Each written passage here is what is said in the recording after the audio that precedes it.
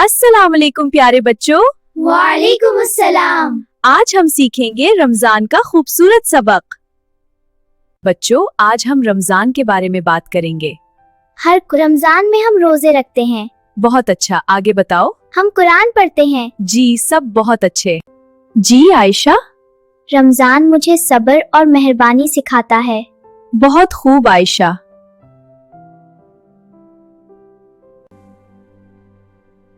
रमजान मेरे दिल को सुकून देता है। माशाल्लाह अलीजे। मैं रमजान में अपने गुस्से पर काबू रखती हूँ। शाबाश फाया।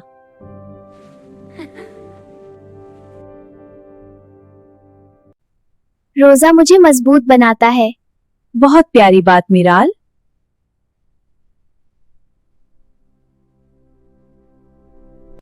रमजान दूसरों का ख्याल रखने का महीना है। बिल्कुल ऐशल।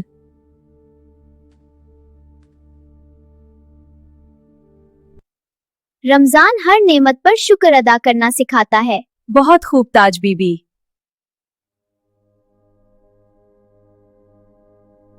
तो बच्चों, रमजान हमें क्या बनाता है? बेहतर इंसान।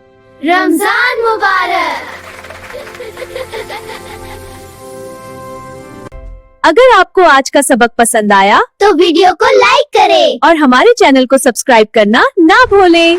अल्लाह हाफिज। रमजान मुबारक।